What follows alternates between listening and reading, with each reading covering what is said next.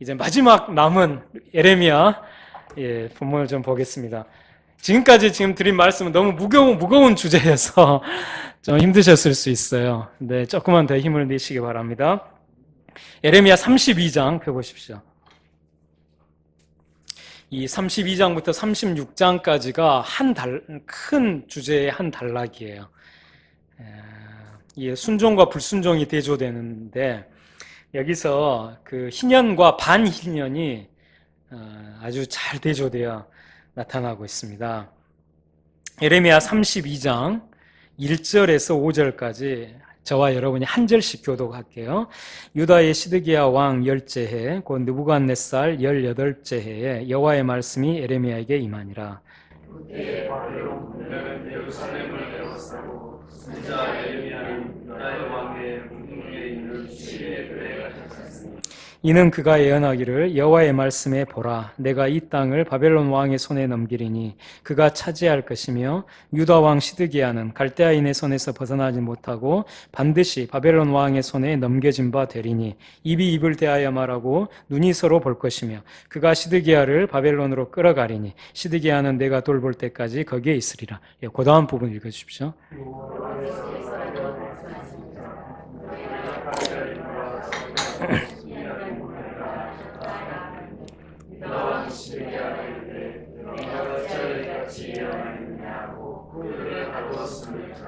아멘. 1절에 그 유다의 시드기야 왕 10째 해, 곧 느부갓네살 18째 해는 유다가 바벨론에게 멸망당하기 한 해 전입니다. 그래서 주전 588년입니다. 풍전등화와 같은 이 국난의 시기에 여호와의 말씀이 예레미야에게 임했습니다. 2절처럼 그때 바벨론 군대는 예루살렘을 에워싸고 있었고 선지자 예레미야는 왕의 궁중에 있는 시위대들에 갇혀 있었어요. 예레미야가 갇힌 이유가 3에서 5절에 나옵니다. 하나님이 예루살렘을 바벨론 왕의 손에 넘기리니 바벨론 왕이 예루살렘을 차지하고 시드기야를 바벨론으로 끌어갈 것이라고 예레미야가 예언하자 시드기야가 회개하기는커녕 네가 어찌하여 이같이 예언하느냐 하고 예레미야를 가두었던 겁니다. 자, 6절과 7절 교독하겠습니다. 예레미야가 이르되 여호와의 말씀이 내게 임하였느니라 이르시기를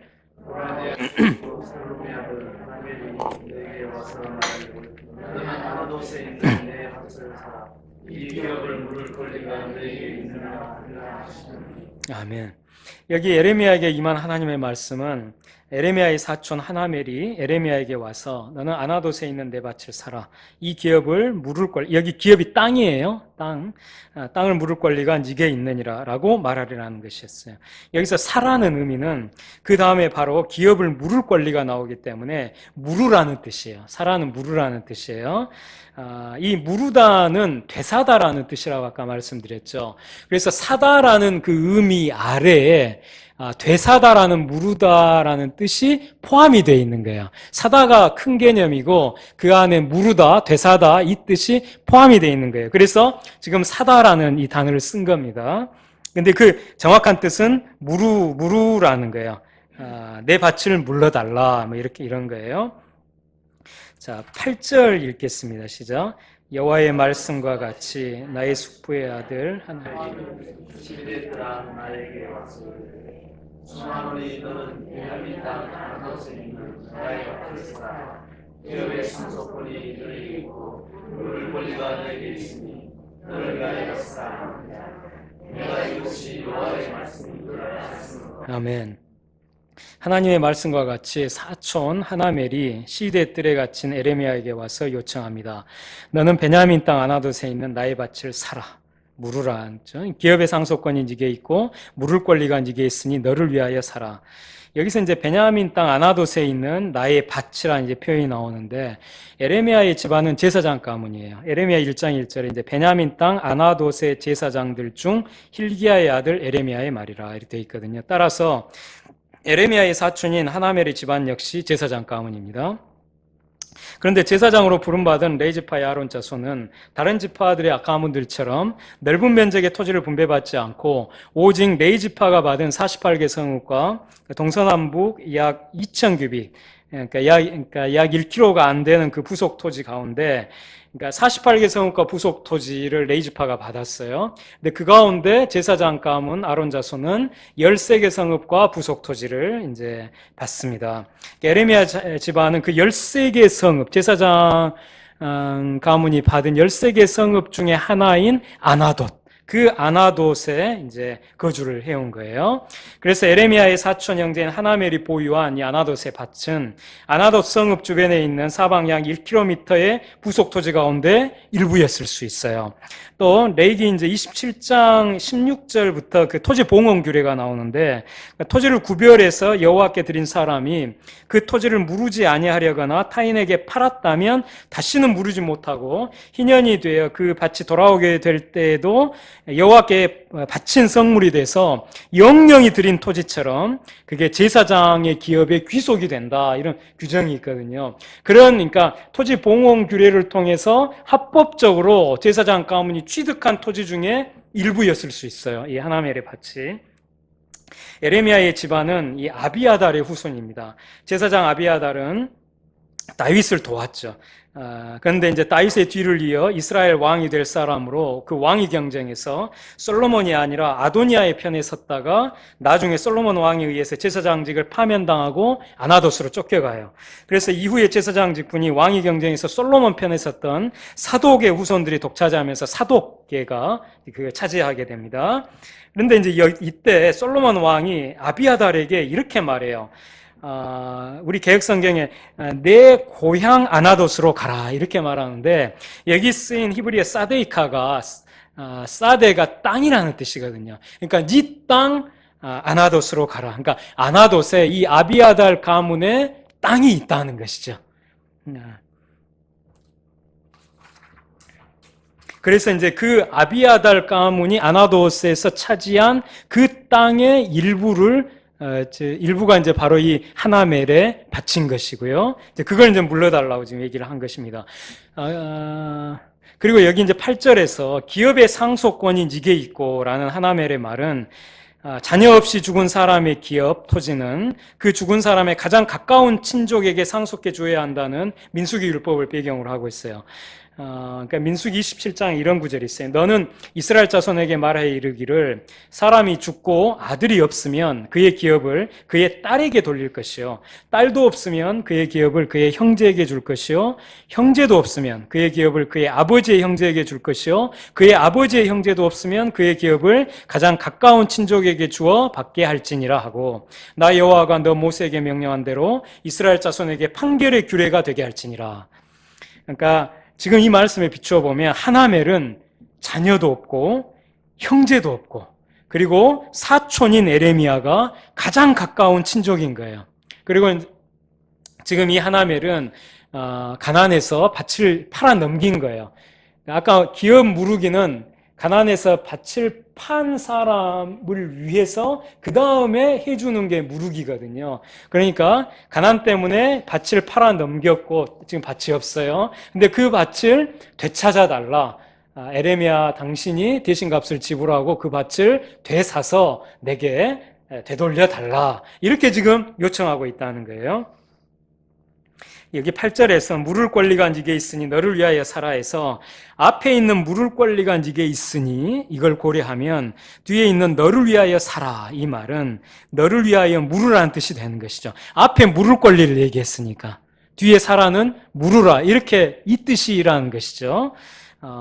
여기서 너를 위하여 물으라, 너를 위하여라고 표현한 이유는 지금 자기를 위해 땅을 무르는 의무를 에레미야가 수행하면 나중에 하나멜이 죽은 후에 그 땅을 자기의 가장 가까운 친족인 에레미야가 받을 권리가 있기 때문이에요. 권리는 의무와 병행하거든요. 그래서 지금 에레미야가 기업 무르는 친족의 의무를 수행을 하면 나중에 하나멜이 죽은 후에 하나멜에게 자녀도 형제도 아무도 없으니까 그 밭을 상속받을 수 있다는 것이, 권리가 있다는 것이, 받게 된다는 것이죠. 그래서 너를 위하여 물으라, 이렇게 얘기한 거예요. 여기서 이제 하나멜에 대해 세 가지를 알 수 있어요. 첫째, 하나멜은 노인입니다. 왜냐하면 하나멜이 에레미야보다 자기가 먼저 죽는 상황을 자연스럽게 전제하고 있기 때문에 하나멜의 나이가 에레미야보다 더 많았을 것이라고 추정할 수 있고, 그런데 이제 사촌 형제인 에레미야의 나이 역시 그 당시에 이미 많았기 때문이에요. 에레미야 1장 2절 이제 아몬의 아들 유다 왕 요시야가 다스린 지 13년, 요시야 13년에 여호와의 말씀이 에레미야에게 임하였고 이렇게 되어 있는데, 요시야 13년이 이제 주전 627년인데 이때 에레미야가 예언 사역을 시작했으니까 시드기야 10년인 주전 588년이면 627 빼기 588 하면 39년이거든요. 이미 예언자로 부름받은 지 39년이 흐른 시점인 거예요. 그러니까 지금 에레미야도 나이가 많은 사람이고, 그래서 50대, 최소한 에레미야는 50대 후반의 나이에 최소한. 그러니까 지금 하나멜은 60대나 70대의 노인인 거예요. 백발이 상상한 60대, 70대의 이제 노인인 것입니다. 그러나 이제 하나멜은 더 이상 일할 수 없을 만큼 기력이 아주 쇠하지는 않았어요. 그래서 다른 사람에게 팔아넘긴 아나돗의 자기 밭을 되찾으면 그 밭에서 일하면서 근근히 먹고 살다가 아예 일할 수 없을 만큼 기력이 쇠하게 되면 그때 다시 그 땅을 팔아서 그 돈으로 자신의 마지막 그 숨을 거둘 때까지 생계를 유지하리라 생각했기 때문에 지금 에레미야에게 와서 토지 무르기를 요청하고 있다고 이제 보이는 겁니다. 둘째, 하나멜은 가난한 사람이에요. 그는 가난 때문에 아나돗의 땅을 다른 사람에게 팔아넘길 수밖에 없었어요. 그리고 스스로의 힘으로는 그 판 땅을 되살 수 없을 만큼 지금 무일푼인 가난한 겁니다.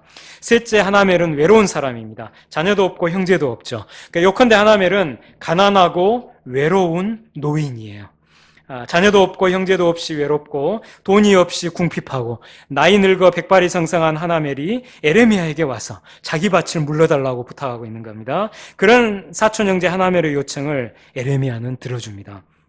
8절 하반절에 내가 이것이 여호와의 말씀인 줄 알았으므로, 이건 에레미야는 하나님의 이 말씀을 듣고 하나멜이 와서 이러저러하게 말할 것이라는 단순한 예고가 아니라 하나멜의 밭을 물러주라는 명령으로 이 말씀을 받아들여서 순종을 해요. 이것은 에레미야가 손해를 각오하고 한 행동이었어요. 곧 예루살렘 성은 바벨론 군대에게 파괴되고 유다는 멸망할 것이라는 사실은 에레미야는 잘 알고 있었기 때문에 자신이 하나멜의 땅을 받게 될 것이라고 확신할 수 없었어요. 하나멜이 죽은 후에 자기가 그 하나멜의 밭을 상속받게 될 것이라는 것을 에레미야는 확신할 수 없었어요. 그 심정이 이제 이어지는 그 에레미야 32장 25절의 기도에 나와요. 주 여호와여, 주께서 내게 은으로 밭을 사며 증인을 세우라 하셨으나 이 성은 갈대아인의 손에 넘기신 바 되었나이다. 그러니까 주께서 땅을 물러주라고 좀 하셨는데 이 예루살렘 성은 갈대아인에게, 바벨론 군대에게 넘기신 것입니다. 넘기신 바 되었나이다. 여기에 이제 에레미야의 그 심정이 지금 들어가 있는데요. 에레미야는 이미 그 전에 하나님의 말씀을 듣고 바벨론에 끌려간 유다인 포로들이 70년 후에 돌아오게 되리라는 것을 이미 알고 있었습니다. 에레미야 25장과 29장에 나와요. 그러나 돌아오게 될 유다인 포로들은 시드기야 왕 10년 당시에, 지금 이 당시죠, 바벨론 군대의 포위 공격을 받고 있던 예루살렘 성 안에서 그 방어전에 참가하고 있던 유다인들이 아니라 그 전에 바벨론으로 포로가 되어 끌려간 1차, 2차 유다인 바벨론 포로들을 말합니다. 에레미야는 하나멜의 밭을 물러줄 당시 바벨론에 항복하라는 하나님의 말씀에 끝까지 불순종하고 바벨론 군대와 맞서 싸우고 있는 완악한 유다 백성들에 대해서는 그들이 살아남아서 장차 고토로 돌아올 것이라고 기대하지 못하고 이 전쟁에서 모두 죽임을 당할 것이라고 생각했던 것 같아요. 에레미야는 자기 자신의 미래에 대해서도 알 수 없었어요.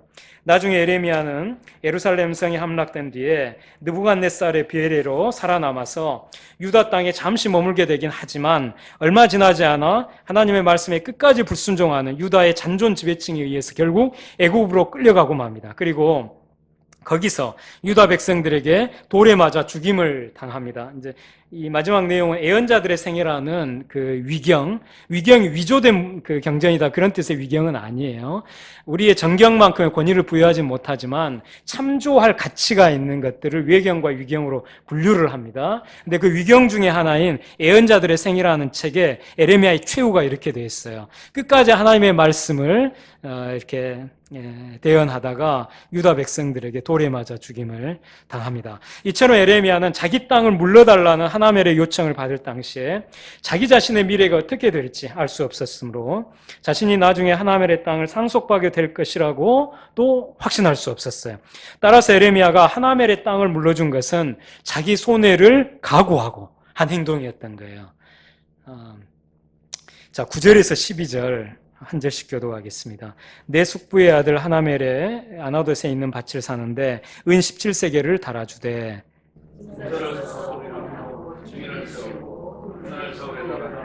법과 규례대로 봉인하고 봉인하지 아니한 매매 증서를 내가 가지고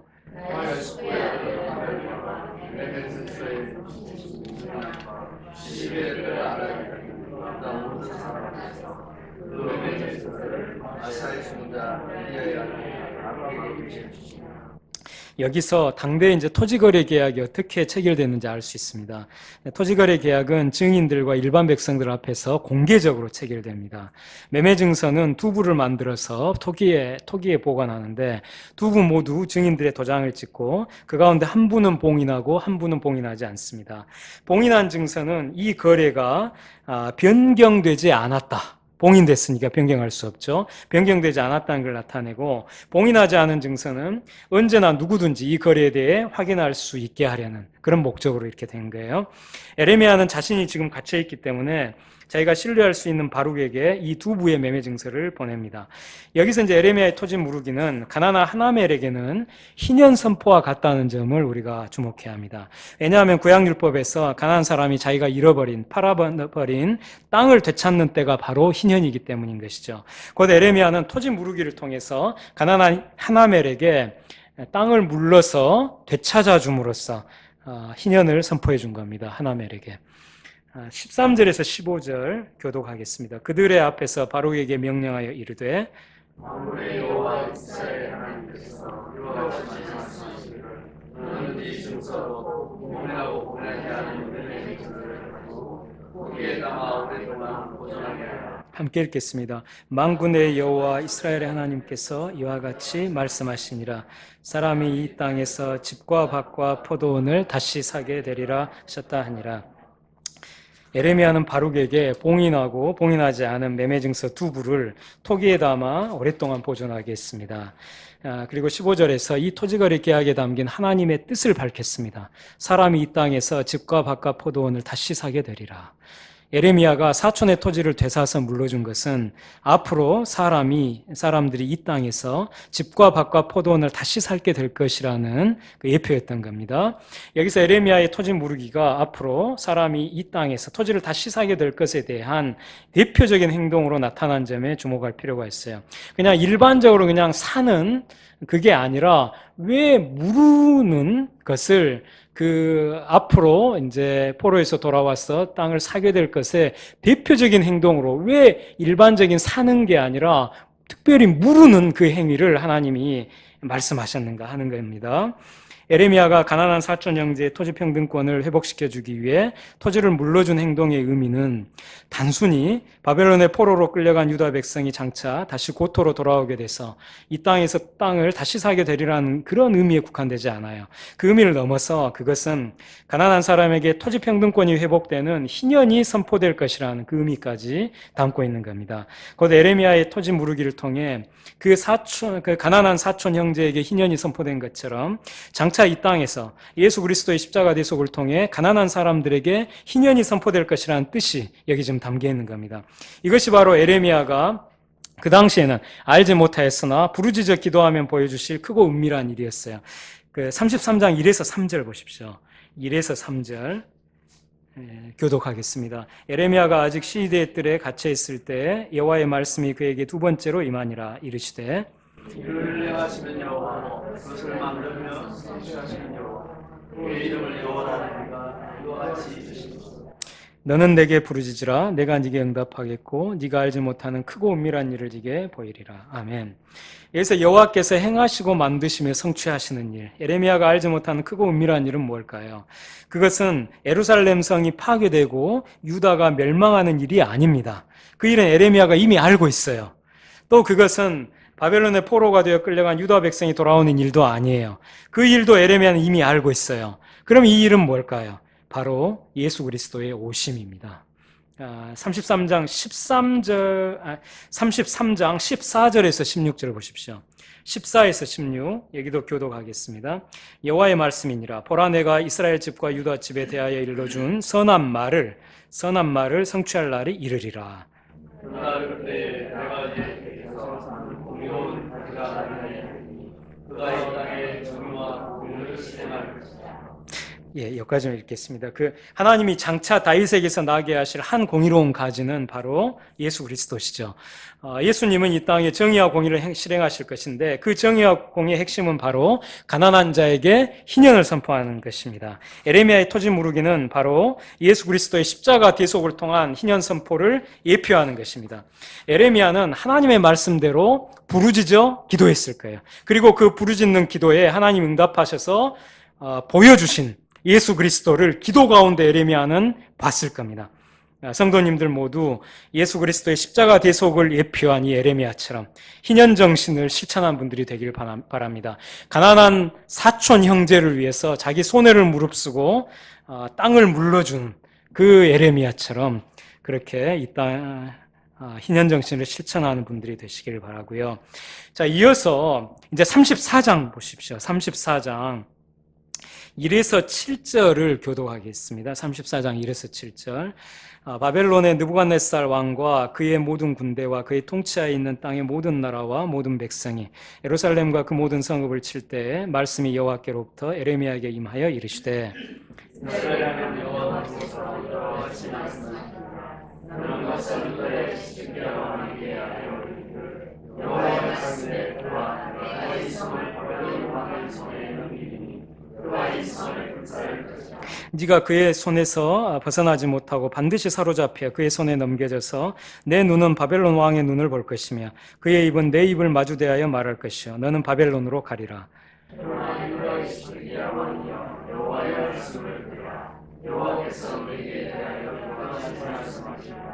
내가 칼에 죽지 아니하고 평안히 죽을 것이며 사람이 너보다 먼저 있은 내 조상들 곧 선왕들에게 분향하던 것 같이 네게 분향하며 너를 위하여 애통하기를 슬프다 주여 하리니 이는 내가 말하였음이라. 여호와의 말씀이니라 하시니라.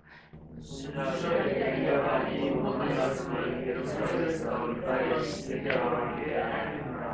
그때 바벨론 왕의 군대가 예루살렘과 유다의 남은 모든 성읍들을 쳤으니 곧 라기스와 아세가라 유다의 견고한 성읍 중에 이것들만 남았더라. 그러니까 이 당대에 지금 라기스, 아세가, 예루살렘 세 성을 제외하고 나머지 모든 성이 함락되고 초토화된 겁니다. 바벨론 군대의 말발굽에 예루살렘을 비롯한 유다의 성들이 이 바벨론 군대의 공격을 당하고 있을 때 예루살렘이 파괴되고 왕 시드기야는 바벨론으로 사로잡혀 가지만 그곳에서 평안히 죽을 것이라는 하나님의 말씀이 에레미야를 통해 이제 왕 시드기야에게 대언된 겁니다. 근데 이제 그 후에 개혁이 일어나요. 8에서 11절 교독하겠습니다. 시드기야 왕이 예루살렘에 있는 모든 백성과 한 가지로 하나님 앞에서 계약을 맺고 자유를 선포한 후에 여호와께로부터 말씀이 에레미야에게 임하니라. 그 계약은 상하나라 각기 그리 남녀 노비를 놓아 자유롭게 하고 그의 종족 유다인을 종으로 삼지 못하게 하는 것이다. 이 계약에 가담한 고관들과 모든 백성이 각기 노비를 자유롭게 하고 다시는 종을 삼지 말라 함을 듣고 순복하여 놓았더니 계획을 실시하여 자유를 주었던 노비를 끊어다가 복종시켜 다시 노비로 삼았다. 아멘. 시드기야와 유다의 권력자들은 히브리 노비들을 해방하고 다시는 동족을 노비로 삼지 않기로 하나님 앞에서 계약을 맺고 실제로 히브리 노비들을 해방하지만 애굽 군대가 출병했다는 애국 군대가 이제 예루살렘 그러니까 유다를 돕기 위해서 출병했다는 정보를 듣고 바벨론 군대가 포위를 풀고 떠나가자 그들은 해방된 히브리 노비를 끌어다가 다시 노비로 삼은 거예요. 그러니까 이때 그 애국 군대가 출병했다는 소문을 듣고 바벨론 군대가 포위를 풀고 떠나가게 하신 것은 하나님께서 이 유다의 권력자들이 히브리 노비들을 해방하는 그것을 보고 은혜를 베푸신 거예요. 그런데 그 하나님의 은혜를 받고 나서 이들이 다시 반역을, 범죄를 하는 것이죠. 그래서 풀어줬던 히브리 노비들을 다시 끌어다가 노비로 삼아버렸다는 거예요. 여기 8절과 10절에 나오는 모든 백성은 말 그대로 그 모든 백성이 아니에요. 이것은 가난한 사람들까지 모두 포함하는 그런 말 그대로의 모든 백성이 아니라 노비를 소유하고 있는 상류계층의 모든 백성을 말해요. 왜냐하면 이들은 하나님 앞에서 계약을 맺고 히브리 노비를 놓아 자유롭게 한 후에 뜻이 변화에 자유를 주었던 노비를 끌어다가 복종시켜 다시 노비로 삼을 수 있는 자들이니까 이들은 상류계층의 백성들입니다. 19절에 보시면 19절에 그 이 땅 모든 백성이라는 표현이 나와요. 19절에. 근데 이 땅 모든 백성 직역하면 모든 땅의 백성, 콜 암 하아레치 이렇게 되어 있는데요. 여기서 이 땅의 백성, 암 하아레치 이것은 일반 백성이 아니라 지방에서 땅을 소유하고 있는 유지들, 곧 지방 지주들을 암 하아레치, 땅의 백성이라고 불렀어요. 그래서 이제 이 땅의 백성, 이 하마하레츠는 과거에 한국의 그 진보적 그리스도교계에서 민중신학이 있었죠. 거기서 민중신학의 민중의 구약 근원이 뭐냐? 이 암하레츠다. 땅의 백성이다. 라고 이제 잘못 이해했던 수거예요. 그러니까 민중신학이, 물론 나중에 그 오류를 시정했습니다만은 초기에 성서신학, 그러니까 하나님의 말씀에 대한 어떤 연구, 그 부분이 미숙하고 불철저했던 것이죠. 그러니까 이 땅의 백성 암하레츠는 민중이 아니라 땅이 없는 가난한 사람들이 아니라 정반대로 지방지주, 땅을 가진 부유한 사람들인 거예요.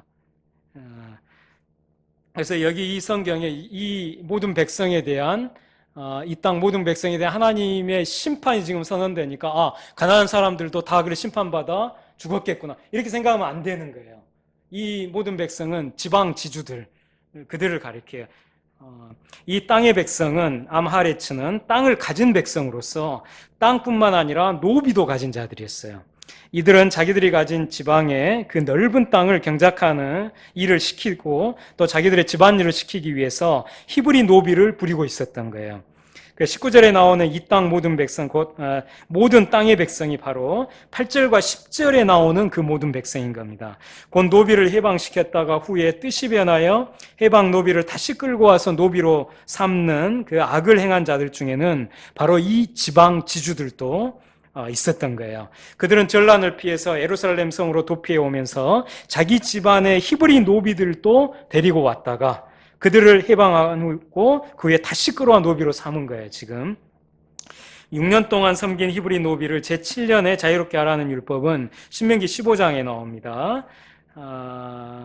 그런 여기 이제 내 동족 히브리 남자나 히브리 여자가 이게 팔렸다 하자 만일 6해 동안 너를 섬겼거든 7째에 너는 그를 도와 자유롭게 할 것이요. 그래서 이제 이 율법에 의하면 히브리 노비들이 해방되는 시기는 각자 다를 수밖에 없어요. 그 노비가 된 시점이 최초 시점이 각자 다르기 때문에 그 노비가 된 최초 시점부터 제7년이 되는 시점 역시 각자 다를 수밖에 없는 거예요.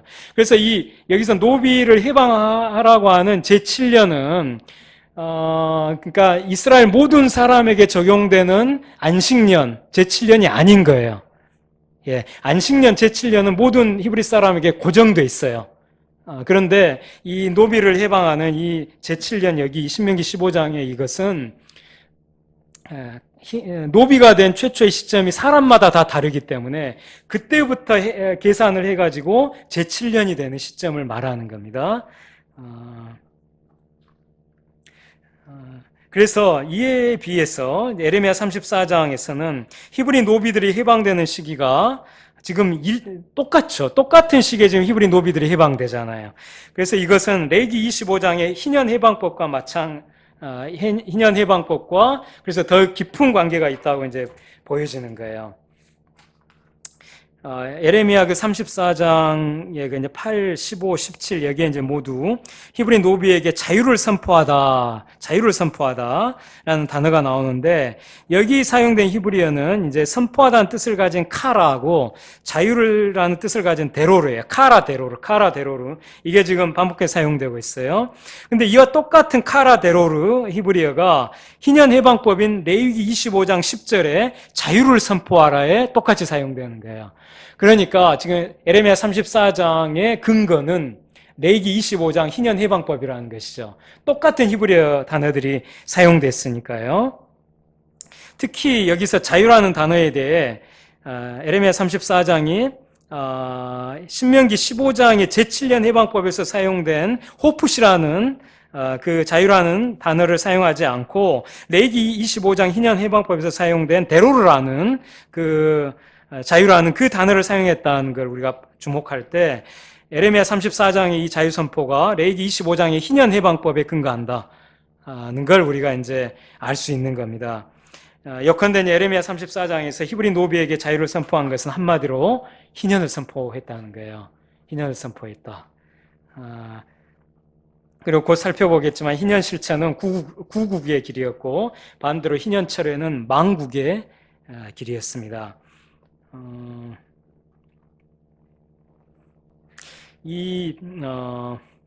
아까 그 신명기 15장의 제7년 해방법에 따르면 제7년의 히브리 노비를 해방할 때 그를 빈손으로 가게 하지 말고 그에게 양과 곡식과 포도주를 푸이 줘야 돼요.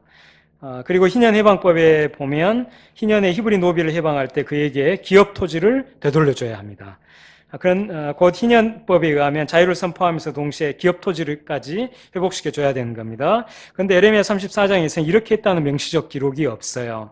아마도 히브리 노비들에게 자유만 선포하고 양과 곡식과 포도주도 주지 않았을 것이고 그 노비들의 기업 토지도 회복시켜주지 않았을 거예요.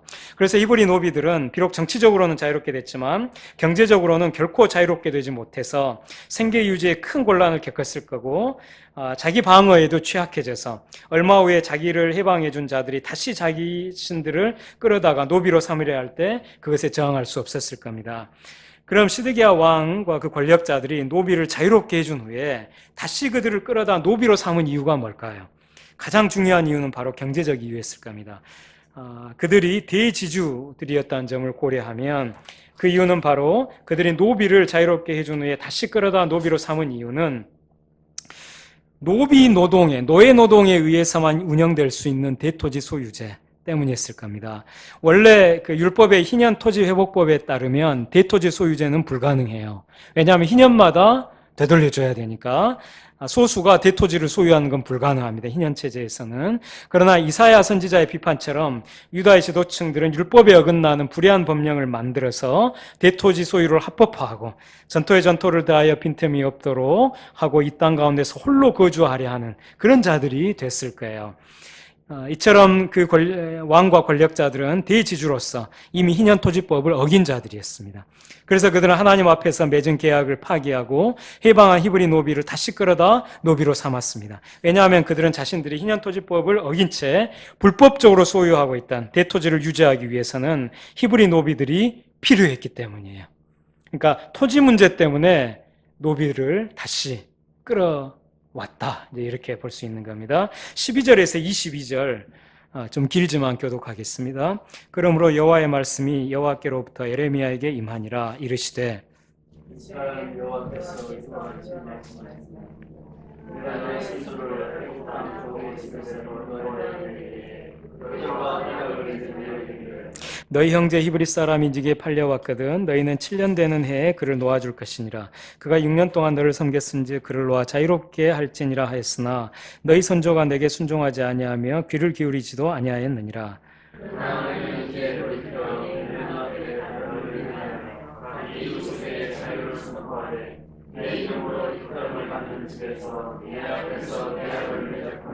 너희가 돌이켜 내 이름을 더럽히고 각기 노아 그들의 마음대로 자유롭게 하였던 노비를 끌어다가 다시 너희에게 복종시켜 너희의 노비로 삼았도다. 너희가 나에게 순종하지 아니하고 각기 형제와 이웃에게 자유를 선포한 것을 실행하지 아니하였으므로 내가 너희를 대적하여 하나님과 정령과 그들에게 저주를 주리라. 여호와의 말씀입니다. 내가 너희를 세계의 나라 가운데 흩어지게 할 것이며 송아지를 둘로 쪼개고 그 두 조각 사이로 지나매 내 앞에 언약을 맺었으나 그 말을 실행하지 아니하여 내 계약을 어긴 그들을 송아지 두 조각 사이로 지난 유다 고관들과 예루살렘 고관들과 예시들과 제사장들과 이 땅 모든 백성을 내가 그들의 원수의 손과 그들의 생명을 찾는 자의 손에 넘기리니 그들의 시체가 공중의 새와 땅의 짐승의 먹이가 될 것이며 또 내가 유다의 시체와 그의 고관들을 그의 원수의 손과 그의 생명을 찾는 자의 손과 너희에게서 떠나간 바벨론 왕의 군대의 손에 넘기리라. 함께 읽겠습니다. 여호와의 말씀이니라. 보라, 내가 그들에게 명령하여 이 성읍에 다시 오게 하리니 그들이 이 성을 쳐서 빼앗아 불사를 것이라. 내가 유다의 성읍들을 주민이 없어 처참한 황무지가 되게 하리라. 아멘. 하나님 앞에서 맺은 언약을 깨고 해방된 히브리 노비를 끌어다 다시 노비로 삼은 자들이 심판을 받고 예루살렘이 바벨론 군대에게 파괴될 것이라는 하나님의 말씀이 에레미야를 통해 그들에게 대언됩니다. 여기서 히브리 노비들의 마음에 우리가 주목하면 좋겠어요. 그들 모두는 하나님의 형상으로 창조된 존엄한 존재답게 자유인으로 살아가야 마땅함에도 불구하고 가난과 빚 때문에 권력자들의 노비가 되어 고통 가운데 살다가 이제 바벨론 군대를 피해 예루살렘 성 안으로 들어와 있었을 겁니다. 그러던 중에 노비 해방을 받았을 때 얼마나 기뻤겠어요. 특히 가족을 떠나 노비로 팔려간 사람은 다시 그리운 고향과 가족의 품으로 돌아갈 수 있게 되었다는 사실에 감격했을 겁니다. 동시에 해방 노비들은 앞으로 생계를 어떻게 유지해야 하는지 고민했을 거예요. 왜냐하면 자기 가문의 기업인 토지를 되찾지 못했기 때문입니다. 구약 이스라엘은 토지가 없으면 생계를 자립적으로 유지할 수 없는 사회였어요. 이와 같이 해방의 감격과 생계의 고민이 그들의 마음속에서 교차했을 겁니다. 그러다 얼마 후에 해방 노비들이 옛 주인들인 권력자들에게 끌려가 다시 노비가 됐을 때 그들은 깊은 절망에 빠지고 말았을 겁니다. 그들의 마음속에서 또 혼잣말로 망할 세상, 이놈의 나라 망해버려라. 그런 탄식과 저주가 저절로 나왔을 겁니다. 그리고 그 탄식과 저주대로 남왕국 유다는 얼마 후에 멸망하고 말았습니다. 이처럼 우리나라의 가장 밑바닥에 있는 사람들의 마음과 입에서 이런 탄식과 저주가 나오게 되면 그것으로 이 나라는 끝날 수 있습니다. 왜냐하면 한 나라의 흥망성쇠를 주관하신 하나님께서는 역사를 공의로 통치하시며 가난한 사람들을 사랑하시기 때문입니다. 그래서 하나님께서는 가난한 사람들이 사회 불의에 의해 겪는 억울한 일을 주목하여 살피시고 그 상처받은 마음을 중히 여기시며 그들을 그 악한 나라에서 해방하기를 원하시기 때문입니다. 그러므로 우리는 가난한 사람들의 마음과 입에서 탄식과 저주가 나오지 않도록 노력해야 합니다. 공의를 행해서 가난한 사람들을 빈곤의 구조악으로부터 해방하기 위해 노력해야 하고 동시에 자비를 실천해서 가난한 사람들을 돌보기 위해 애써야 합니다. 그것이 우리나라가 망하지 않는 길이고 그것이 우리 자신의 생명과 재산을 지키는 길입니다. 그러므로 우리는 우리 시대에 노비와 같은 상태에 있는 밑바닥 사람들의 한숨과 눈물에 주목하고 왼쪽이나 오른쪽이 아니라 아래쪽에 있어야 합니다. 우리는 좌파나 우파가 아니라 아래하자 하파가 되어야 합니다. 사회학의 희생자들인 밑바닥 사람들의 눈으로 볼 때 우리 사회에서 일어나는 불의한 참상을 가장 정확하게 통찰할 수 있습니다. 그런데 자본주의 사회에서 아래는 바로 가난입니다. 가난한 사람들의 마음으로 우리 사회를 볼 때 우리는 이 사회가 얼마나 불의한지 비로소 깨달을 수 있습니다. 그래서 교회는 아래로 내려가야 합니다. 그리고 교회는 아래에 있어야 합니다. 교회의 주이신 예수님이 가난한 사람들에게 희년을 선포하신 것처럼 예수님의 몸인 교회도 가난한 사람들에게 희년을 선포해야 합니다. 우리는 가난한 사람들에게 희년을 선포하기 위해서 좌나 우가 아니라 하의 눈으로, 아래의 눈으로 우리 사회를 볼 수 있어야 합니다. 좌나 우의 눈으로 보게 되면 좌파는 사회개혁만을 강조하고 우파는 개인구제만을 강조하는 데서 잘 알 수 있는 것처럼 사회개혁과 개인구제 가운데 어느 하나만을 배타적으로 강조하는 우의 어리석음에 빠지기 쉽습니다. 그러나 이렇게 해서는 우리 사회의 빈곤과 같은 사회 문제의 참상을 제대로 볼 수도 없고 해결할 수도 없어요. 좌나 우가 아니라 하의 눈으로 우리 사회를 보게 될 때라야 비로소 우리는 아래에 있는 가난한 사람들을 위해서는 사회개혁과 개인구제 이 둘을 모두 강조해야 한다는 것을 이해할 수 있게 됩니다. 그리고 사회개혁과 개인구제를 모두 실천할 때 비로소 우리는 빈곤과 같은 난제를 해결할 수 있게 돼요. 더 나아가 그렇게 할 때 우리는 가난한 사람들에게 희년을 선포할 수 있게 되는 것입니다. 하나님께서 예루살렘 성을 파괴하고 유다 왕국을 멸망시키신 목적 가운데 하나는 해방되었다가 다시 노비로 억류된 히브리 노비들에게 다시 자유를 되찾아 주시고 그들에게 토지도 분배해 주시기 위해서였어요. 자유와 토지를 노비들에게 주기 위해서 하나님은 예루살렘과 유다를 파괴시킨 겁니다. 하나님은 에레미야를 통해 대언케 하신 심판의 말씀처럼 히브리 노비들을 해방하였다가 다시 노비로 끌고 간 유다의 권력자들을 바벨론 군대의 칼로 죽이셨어요. 39장 6절 보십시오. 에레미야 39장 6절. 39장 6절에 이제 바벨론의 왕이 림나에서 저 뒤에 보면 유다의 모든 귀족을 죽였으며 이렇게 되어 있죠. 바벨론 왕이 그 노비를 다시 끌어간 유다의 모든 귀족을 죽인 겁니다. 하나님은 이처럼 히브리 노비들을 해방했다가 다시 노비로 삼은 노비의 주인들을 죽이심으로써 히브리 노비를 다시 해방하신 것입니다. 또한 남은 백성은 포로가 되어 바벨론으로 끌려가게 하셨고 39장 9절 거기 한번 같이 읽겠습니다. 9절 사령관 느붓사라단이 남아있는 백성과 자기에게 항복한 자와 그 위에 남은 백성을 잡아 바벨론으로 옮겼으며 그런데 땅이 없는 가난한 사람들은 포도원과 밭을 받게 하나님이 하셨어요. 39장 10절 같이 읽겠습니다. 시작. 사령관 느붓사라단이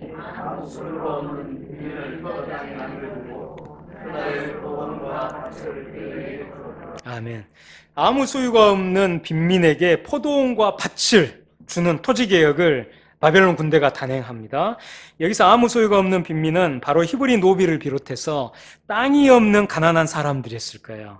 아무 소유도 없는 극한 가난 때문에 노비가 될 수밖에 없었거나 노비로 끌려갈 수밖에 없었던 사람들이 드디어 자유를 되찾았을 뿐만 아니라 토지도 분배받게 된 거예요.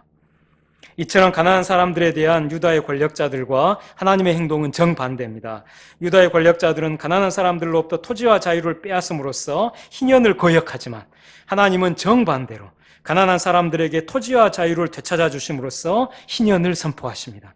유다의 권력자들은 하나님의 율법을 어긴 채 가난한 히브리인들로부터 토지를 빼앗고 자유도 빼앗아 그들을 노비로 삼습니다.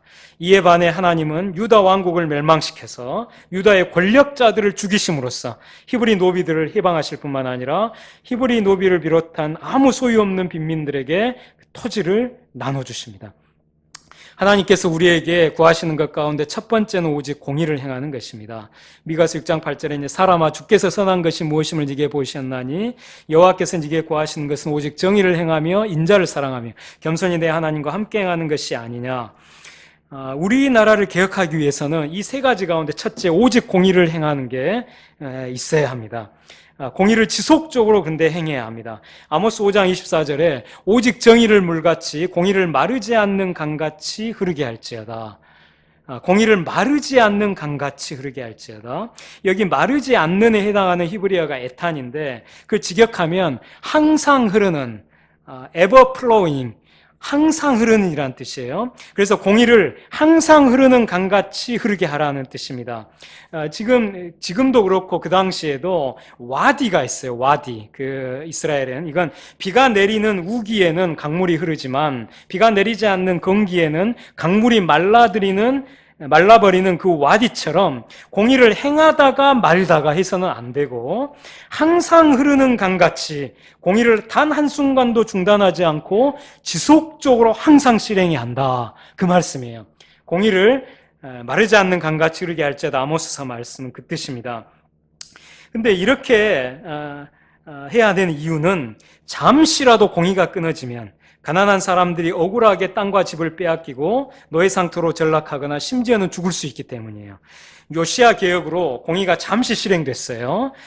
그러나 주전 609년에 요시야가 죽은 후에 공의가 실행되지 않고 중단된 지 22년 만에 주전 587년에 유다는 멸망해요. 그러니까 공의가 요시야 때 실행되다가 실행되지 않은 22년 그 후에 유다가 멸망했다는 겁니다. 2018년 현재 우리나라에서 토지의 경우에 서울시 영동개발계획에 따라서 강남 말죽거리에서 대한민국 정부 수립 후에 최초로 토지 투기가 일어나서 토지 가격이 폭등한 게 1966년인데 이때부터 벌써 52년이 지났어요. 주택의 경우에도 철거민에게 심대한 고통을 초래해온 불이한 택지개발 촉진법이 을 시행한 게 1981년인데 이때부터 벌써 37년이 지났어요. 철거민의 주거권은 안중에도 없고 강제 철거를 합법화하면서 이렇게 무지막지하게 하는 걸 합법화한 게 이 택지개발 촉진법이거든요. 근데 그로부터 지금 벌써 37년이 지난 겁니다. 노동의 경우에도 정리해고와 비정규직 노동을 도입해서 노동관계법을 개혁한 게 1997년인데 그때부터 벌써 21년이 지났어요. 이처럼 공의가 끊어지고 불의가 실행된 지 수십 년의 세월이 흘렀고 그 긴 세월 동안 가난한 사람들은 너무나 큰 고통을 받아왔어요. 더 늦기 전에 공의를 항상 흐르는 강같이 흐르게 해서 가난한 사람들도 희망을 품고 살아갈 수 있는 나라로 만들어야 됩니다. 만약 그렇게 하지 않고 이대로 계속 가면 이 나라가 하나님의 공의로운 심판을 받아 망할 수 있습니다. 에레미야 1장 10절에 보라 내가 오늘 너를 여러 나라와 여러 왕국 위에 세워 네가 그것들을 뽑고 파괴하며 파멸하고 넘어뜨리며 건설하고 심게 하였느니라 하시니라. 이 말씀을 철저하게 적용하면 우리나라와 같은 현재 이 불의한 나라는 뽑고 파괴하며 파멸하고 넘어뜨려야 되는 거예요. 그리고 다시 정의로운 나라를 건설하고 심어야 되는 겁니다. 그러나 우리는 망국이 너무나 큰 아픔과 슬픔이라는 것을 지난 일제강점기를 통해 뼈아프게 경험했어요. 그리고 전쟁이 참혹한 고통이라는 것을 지난 한국전쟁을 통해 처절하게 겪었습니다. 따라서 우리는 하나님의 긍휼에 의지해서 이 나라가 망국이나 전쟁의 재난을 겪지 않고 평강 가운데 공의에 이르도록 평강 가운데 의에 이르도록 기도해야 합니다. 우리 기도의 핵심은 평강 가운데 의에 이르도록입니다. 그런데 공의 실천의 핵심은 바로 희년 실천입니다. 에레미야 34장의 교훈처럼 희년 실천은 구국의 길이었고 반대로 희년 철회는 망국의 길이었습니다. 만약 희년 개혁을 시도하다가 철회해버리면 차라리 아니함만 못하게 될 정도로 상황이 최악으로 치달아서 그것으로 이 나라가 끝날 수 있습니다. 요컨대 우리는 우리 시대에 노예와 다름없는 상태에 있는 가난한 사람들을 위해서 중단 없는 계획을 해야 합니다. 지속적으로 희년을 실천하는 공의로운 계획을 단행해야 합니다.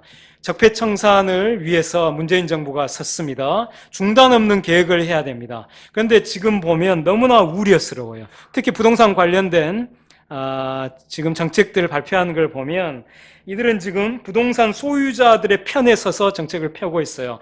이렇게 하면 이 정권뿐만 아니라 이 나라에도 불행이 닥칠 수 있습니다. 우리가 심각하게 봐야 됩니다.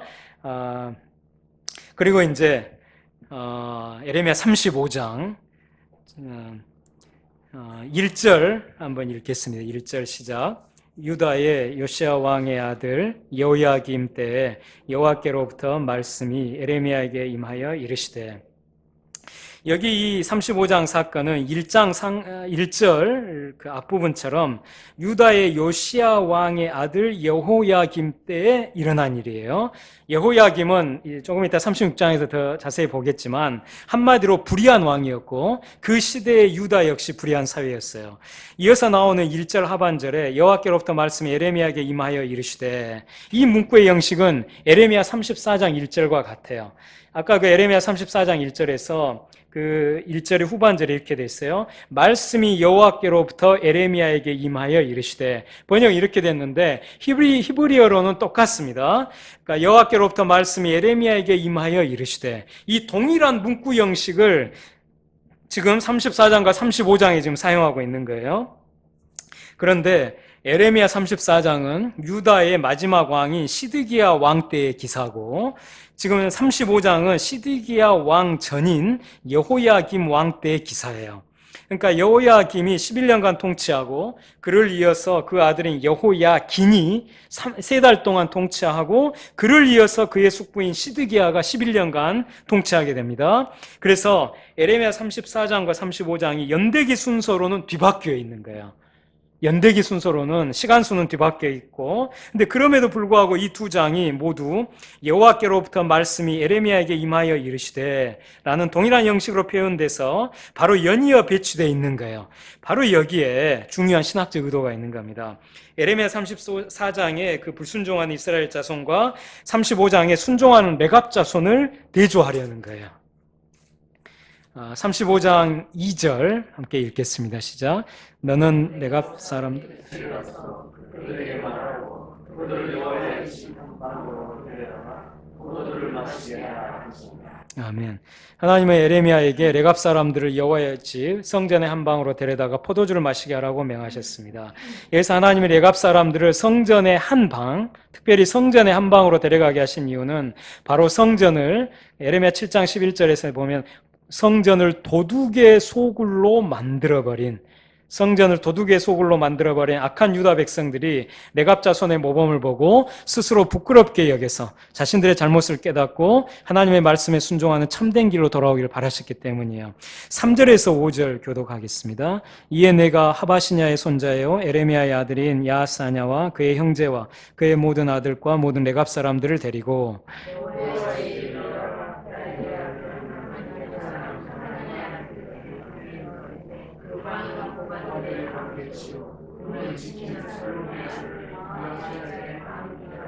내가 레갑 사람들의 후손들 앞에 포도주가 가득한 종지와 술잔을 놓고 마시라 권하매.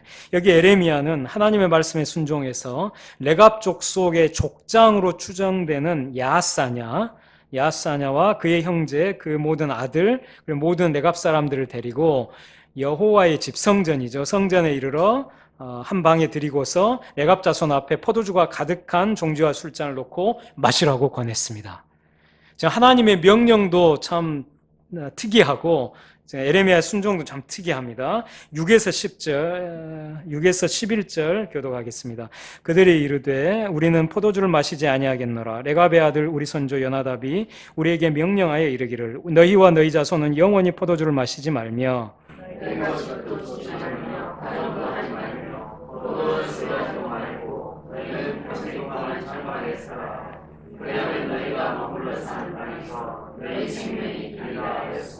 우리가 레갑의 아들 우리 선조 요나답이 우리에게 명령한 모든 말을 순종하여 우리와 우리 아내와 자녀가 평생 동안 포도주를 마시지 아니하며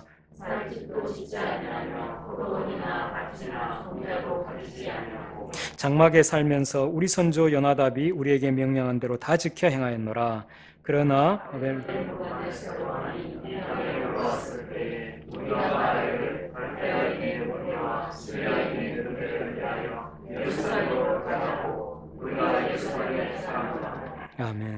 6절에서 포도주를 마시라는 에레미야의 말에 레갑 사람들은 마시지 않겠다고 대답하면서 그 이후로 레갑 족속의 선조인 요나답이 명한 유훈을 얘기합니다.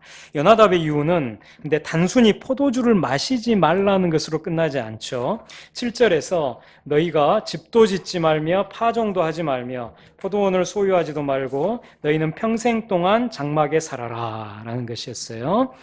여기서 자세히 보시면은 집도 짓지 말면, 그러니까 집을 소유하지 말라는 것이죠. 그 다음에 포도원, 이 포도원이 또 뒤에 보면 밭도 포함이 돼 있어요. 보면 그러니까 밭과 포도원, 땅이죠. 그러니까 땅도 소유하지 말고 이거예요. 그러니까 집과 땅을 소유하지 말라는 것이죠. 그래서 이제 8에서 10절에 레갑 사람들은 그 유훈을 지켜서 평생 동안 포도주를 마시지 않는 걸 넘어서 살 집도 짓지 않고 포도원이나 밭이나 종자도 가지지 않고 장막에 살았습니다. 여기서 이 유훈의 핵심은 바로 집도 소유하지 말고 땅도 소유하지 말라는 거예요. 그 유훈은 금주를 장려하고 유목을 미화하는 명령으로만 보는 것은 피상적인 이해예요. 이 유훈은 근본적으로 집과 땅을 소유하지 말라는 명령이었던 겁니다. 자, 12절에서 17절 교독하겠습니다. 그때 여호와의 말씀이 에레미야에게 임하여 이르시되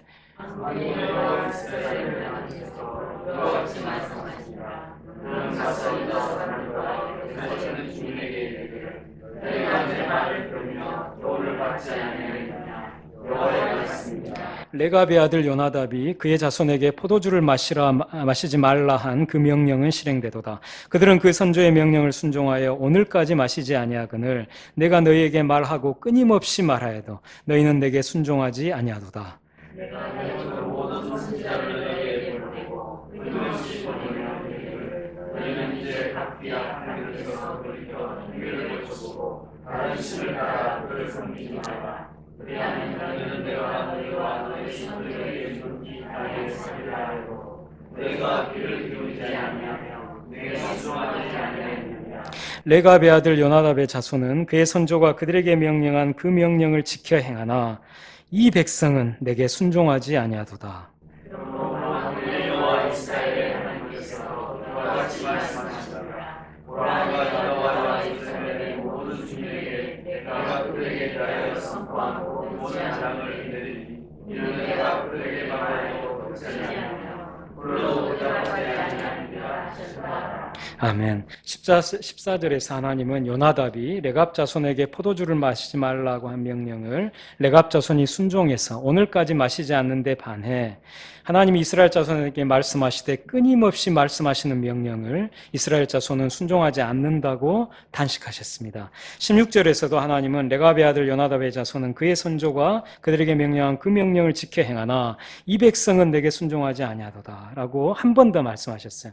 그리고 17절에서 바로 그 불순종 때문에 하나님은 유다와 예루살렘의 모든 주민에게 미리 선포했던 재앙을 내리시겠다고 심판을 선언하셨습니다. 자, 이제 18절에서 19절 교독하겠습니다. 에레미야가 레갑 사람의 가문에게 이르되 만군의 여호와 이스라엘의 하나님께서 이와 같이 말씀하시기를 너희가 너희 선조 요나답의 명령을 순종하여 그의 모든 규율을 지키며 그가 너희에게 명령한 것을 행하였도다. 그러므로 만군의 여호와 이스라엘의 하나님께서 이와 같이 말씀하시니라. 내가 베아들 요나답에게서 내 앞에서 사람이 영원히 끊어지지 아니하리라 하시니라. 아멘. 19절에서 하나님은 에레미야를 통해 요나답의 유훈을 순종하는 레갑 사람들에게 하나님 앞에 설 사람이 영원히 끊어지지 않을 것이라고 복을 내리셨어요. 여기서 하나님 앞에 선다는 것은 하나님을 섬기게 된다는 뜻인데 구체적으로는 성전에서 섬기게 된다. 이제 이런 뜻입니다. 실제로 레갑 사람들은 예루살렘이 파괴되고 유다가 멸망한 후에도 생존했어요. 그걸 어디서 알 수 있냐면 바벨론 포로들이 귀환한 후에 느헤미야가 예루살렘 성벽을 재건할 때 레갑 사람인 말기야가 그 성벽 재건에 동참한 게 나와요. 느헤미야 3장 14절에 분문은 베타게렘 지방을 다스리는 레갑의 아들 말기야가 중수하여 문을 세우며 문짝을 달고 자물쇠와 빗장을 갖추었고 이렇게 되어 있거든요. 그러니까 유다의 수많은 백성들이 바벨론 군대의 칼날에 죽어갈 때 레갑 자손은 살아남았다는 겁니다. 그리고 나중에 느헤미야 귀환 때 이제 예루살렘 성벽 재건에 참여했다는 거예요. 그렇다면 레갑 사람들이 준수함으로써 하나님으로부터 이런 복을 받게 되는 그 요나답의 명령이 이제 과연 어떤 의미를 갖고 있을까요? 여기 이제 주목해야 됩니다. 이를 알기 위해서는 먼저 요나답이 어떤 사람인지 살펴볼 필요가 있는데요. 그러니까 열왕기하 10장에 보면 이런 내용이 있어요. 그러니까 예후 혁명, 아합 가문을 전복하고 장군 예후가 이제 이스라엘의 왕이 됩니다. 그때 그 요나답, 이게 이제 열왕기하에서는 여호나답으로 나옵니다. 근데 요나답, 여호나답 다 같은 동일 인물이에요. 요나답은 예후 혁명에 동참해서 북왕국 이스라엘에서 바알 숭배자를 진멸하고 바알 신당을 파괴한 인물이에요. 이처럼 바알 숭배를 근절하기 위해 예후에게 적극적으로 협력했던 요나답은 하나님이 남겨두신 바알에게 무릎을 꿇지 않고 바알에게 입맞추지 아니한 자 7,000명의 후예였습니다. 그러므로 요나답이 그 자손들에게 내린 명령은 바알 숭배와의 투쟁의 그 문맥에서 우리가 이제 그 의미로 조명할 수 있는 거예요. 바알 숭배는 희년 토지법을 거부하고 대토지 소유자를 합법화하는 바알 토지법을 확산시켰어요. 그 상징적 사건이 바로 나봇의 포도원 사건입니다. 이스라엘 왕 아합과 그 왕비 이세벨이 의인 나봇을 죽이고 포도원을 강탈했고 이에 대해 하나님의 심판이 엘리야를 통해 아합과 이세벨에게 선포되죠. 요나답은 아합과 이세벨 다음 세대예요. 다음 세대. 그래서 이스라엘의 바알 토지법이 이미 만연해진 시대에 살았을 거예요. 바알 숭배와 바알 토지법에 의해서 대토지 소유제가 초래하는 참상을 보았던 요나답은 땅과 집에 대한 탐욕이 바알 토지법의 근저에 있다는 것을 통찰하고 권력자들에게 땅과 집을 빼앗긴 채 살아가는 가난한 사람들의 그 심정을 함께 느끼면서 여호와 신앙과 희년 토지법을 수호하고 바알 숭배와 바알 토지법에 맞서 싸우도록 하기 위해서 그 자손들에게 아예 땅과 집을 갖지 말라고 명령한 것이라고 볼 수 있는 것입니다. 구약 역사는 바알 숭배와 여호와 신앙의 투쟁의 역사인데 이게 구체적으로는 바알 토지법과 희년 토지법의 격돌의 역사로 나타나요. 그래서 갈멜산에서 바알 선지자들과 투쟁 격돌했던 엘리야의 이야기가 이제 나봇의 포도원 사건과 함께 이렇게 엮여서 열왕기하에 나오는 이유가 바로 그겁니다. 바알 숭배는 바알 토지법으로 이어지고 여호와 신앙은 희년 토지법으로 이어집니다. 그래서 지금 우리 시대는 사실은 바알 토지법의 시대예요. 우리 시대에는 희년 토지법이 아니라 바알 토지법이 지금 관철되고 있어요. 법과 제도를 통해서. 그래서 이런 바알 토지법이 실행되는 사회에서 여호와 신앙을 갖는 것은 너무나 어려워요. 바알 토지법 사회에서는 바알 숭배로 끌려가게 돼요. 그래서 나타나는 것이 우리 시대의 만몬 숭배, 재물 숭배 이것인 것이죠. 그러니까 이 바알 토지법 사회이기 때문에 모든 사람이 돈을 버는 것을 인생 최고의 목적으로 알고 거기에 완전히 사로잡혀서 물신을 섬기는 그런 상태에 지금 처해 있는 것이죠. 구약 이스라엘이 바알을 섬긴 것처럼 지금 우리 시대 사람들이 물신을, 재물을, 돈을 섬기고 있는 것은 그 근저에 바알 토지법, 대토지 소유제 이 제도가 지금 뿌리 내리고 있기 때문에 이게 이렇게 이어지는 겁니다. 그래서 만약 이 나라를, 이 세계를 희년 토지법이 실현되는 그런 세계로 변혁을 하면 바알 숭배가 아니라 만몬 숭배가 아니라 여호와 신앙, 하나님 신앙으로 더 가기가 훨씬 수월해지는 거예요. 이게 그러니까 이 종교와 이 경제 체제 사이에 이 밀접한 관계에 대해서 우리가 좀 주목할 필요가 있습니다.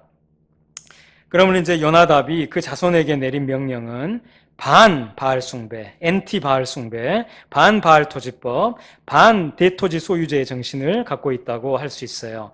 레갑 사람들은 그 선조 요나답의 명령을 준수해서 땅과 집을 아예 갖지 않음으로써 땅과 집에 대한 탐욕에 물들어 대지주가 된 유다 사회 지도층과 뚜렷이 구분되는 대조사회, 컨트로에스트 소사이어티, 또 대조 공동체, 컨트로에스트 커뮤니티였다고 볼 수 있는 거예요. 저도 이제 한 15년 전, 20년 전에 집을 사지 않겠다라고 아내에게 선언을 했어요.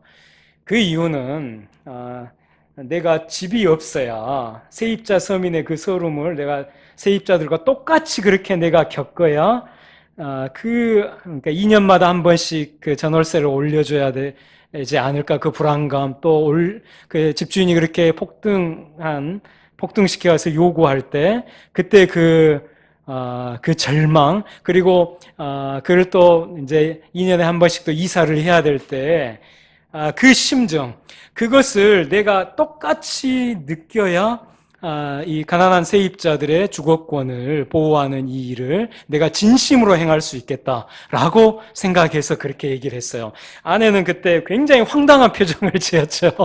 황당한 얼굴로 왜 그러냐고 이제 이렇게 했는데, 근데 그거 제가 지금까지 지켜오고 있습니다. 근데 근데 이건 우리 모든 성도들에게 요구하는 건 아니에요.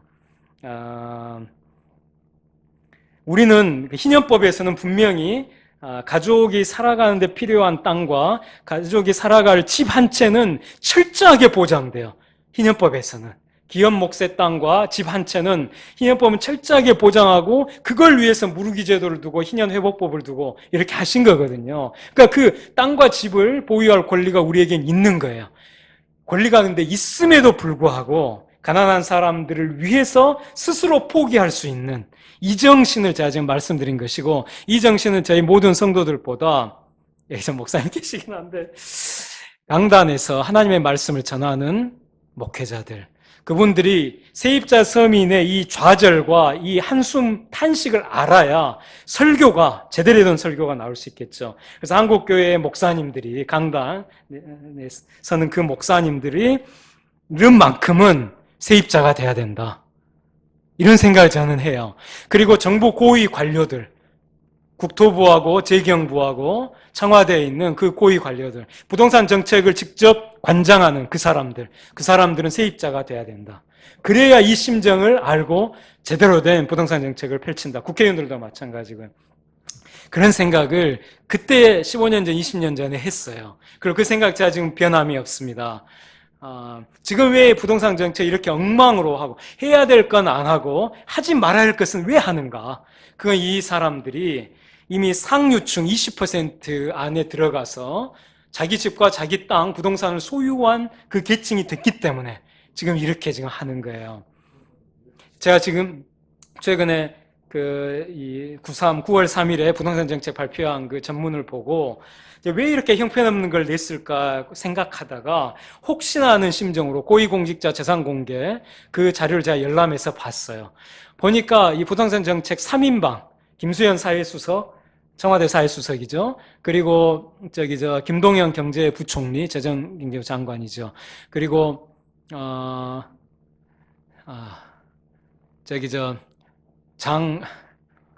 장하성, 청와대 정책실장. 이 세 사람 걸 제가 살펴봤는데 다 그 부동산 소유자들이에요. 그리고 그들이 소유하고 있는 그 주택, 이게 이번에 9.3 부동산 정책이 주택 집에 대한 거거든요. 그래서 집만 이렇게 딱 봤어요. 집만 봤더니 그러니까 공시 가격도 이제 참조해서 실거래 가격으로 보니까 10억에서 20억대의 집들을 소유하고 있어요, 이 사람들이. 근데 이 9.3 부동산 정책에서 나온 정부 종합부동산세 그 부과 대상과 이렇게 비교해서 보니까 이 세 사람 중에 단 한 명도 종합부동산세를 내지 않게 정책 설계가 돼 있어요. 그래서 그 숫자를 제가 헤아려 봤어요. 그러니까 종부세 부과 대상이 전체, 그러니까 그 국민, 그 5천만 국민 중에서 그 종부세를 내는 27만여 명인가는 0.5%밖에 안 돼요. 근데 이제 그걸 세대 기준으로 완화해서 이렇게 살펴봐도 1.5%밖에 안 돼요. 1.5%. 그러니까 전체 국민 가구 중에 상위 1.5%의 대상만 종합부동산을 내도록 정책 설계를 한 거예요. 근데 우리가 보통 20대 80 사회 해가지고 상위 20%가 부의 80%를 소유하고 하위 80%가 전체 부의 나머지 20%를 소유한다. 이게 좀 상식처럼 돼 있잖아요.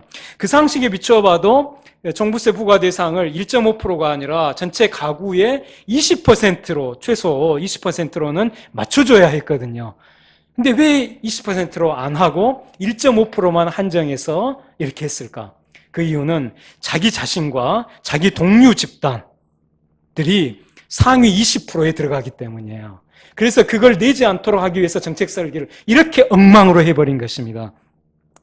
그래서 제가 지금 이 말씀을 드리는 것은 고위 이 공직자들 그리고 목사님들 이렇게 세입자로 살면서 함께 그 고통을 체유하면서 그렇게 해야 제대로 된 정책, 제대로 된 희년 설교를 할 수 있다. 이렇게 이제 생각을 이제 합니다. 예레미야 34장에서 희년토지법을 어기고 하나님과 맺은 노비해방 계약을 파기하기까지 대토지 소유제를 유지하면서 땅에 대한 탐욕에 물든 시드기야 왕이나 권력자들과 지금 극명하게 대비되는 사람들이 바로 예레미야 34장에 나오는 레갑 사람들이었던 겁니다. 레갑 사람들은 땅과 집을 보유할 권리가 있었어요. 그것은 이방 족속인 그나스 사람 여분네의 아들 갈렙과 그 자손이 유다 지파에 편입돼서 땅을 분배받은 것과 같습니다. 레갑 사람들은 겐 족속에 속하는데 레갑 가문의 조상 함맛에게서 나온 겐 족속은 야베스라는 땅 지역에서 땅과 집을 보유하고 살았어요. 그 땅과 집을 보유하고 살았고 땅과 집을 보유할 권리가 있는 사람들이었다는 걸 레갑 족속이. 그렇지만 그들은 스스로 땅과 집을 포기하고 장막에서 살았습니다. 이러한 레갑 자손의 순종은 바로 예수 그리스도의 성육신을 예표합니다. 예수 그리스도는 하나님 나라의 그 하늘나라에 땅과 집을 소유할 권리가 있으심에도 불구하고 스스로 그 모든 것을 포기하시고 말씀이 육신이 되어 우리 가운데 거하셨습니다. 여기서 우리 가운데 거하셨다는 요한복음 1장의 그 성구를 그리스도 원어대로 직역하면 우리 가운데 장막을 치셨다는 뜻이에요. 헬라 원어가. 곧 하나님이신 예수 그리스도는 하나님 나라의 땅과 집을 모두 포기하시고 사람이 되셔서 우리 가운데 장막을 치신 것입니다. 그리고 여우도 굴이 있고 공중의 새도 집이 있으되 인자는 머리 둘 곳이 없도다. 이 말씀처럼 이 세상에서도 땅과 집을 갖지 않으셨어요. 이와 마찬가지로 레갑 사람들도 땅과 집을 보유할 권리가 있었음에도 불구하고 스스로 그 모든 걸 포기하고 장막에서 살아가는 것입니다. 구약시대 이스라엘처럼 오늘날 한국 사회에서는 불의한 대토지 소유자가 확립됐고 봉건제이고 착취적인 지주 소작 제도의 현대판인 건물주 세입자 제도의 폐해가 나날이 심화되고 확산되어 왔습니다. 우리 역사적으로는 지주 소작 제도가 철폐됐어요. 경자유전 원칙이 자연헌법에 명시됨으로써 철폐가 됐는데 지금 오늘날에 그것이 지주소작 제도가 건물주 세입자 제도로 화려하게 부활한 겁니다. 똑같아요. 과거의 지주소작 제도 아래서는 지주가 소작 농민을 직접 만나지 않아요. 직접 얼굴 보고 얘기를 나누면 마음이 약해져서 수탈을 못하게 될까봐 중간에 마름을 세워요. 마름을 세워서 대신 그 소작료를 받고 수탈을 해갑니다. 오늘날 건물주들도 직접 세입자를 안 만나요. 중간에 관리인을 세워요. 관리인을 통해서 임대료를 다 이렇게 올리고 가져가는 것이죠. 양태가 지금 똑같습니다. 그 수탈당하는 방식이나 과거 봉건 시대로 다시 회귀한 겁니다. 지금 한국 사회가. 한편에서는 돈 있는 사람들이 탐욕으로 부동산 투기를 자행하며 막대한 부동산 불로소득을 가져가고 있고 반대편에서는 가난한 세입자들이 주택과 상가의 임대료 폭등으로 큰 고통을 겪고 있습니다. 이와 같은 현실에서 레갑 사람들처럼 아예 땅과 집을 갖지 않겠다고 결단하고 실천함으로써 한국 사회에서 폭등하는 임대료와 잦은 이사로 고통당하는 가난한 세입자 서민의 피해를 함께 느끼며 바알 숭배와 바알 토지법에 맞서 여호와 신앙과 희년 토지법을 수호할 사람들이 필요합니다. 그런 사람들이 필요해요. 근데 여기서 이제 레갑 족속은 아까 이제 목사님과 이야기를 나누면서 한 공동체, 어떤 교회나 마을 단위와 같은 그런 공동체로 이제 우리가 볼 수 있어요. 그래서 지금 국가적으로는 바알 토지법, 대토지 소유제가 전면화돼서 엄청난 피해가 발생하고 있지만 이 체제를 거부하고 이 마을, 이 교회, 이 공동체 단위에서 우리는 이 체제를 거부하고 전혀 다른 여호와 신앙과 희년 토지법의 정신을 따라 살겠다. 라는 결단과 실천이 필요하다는 겁니다.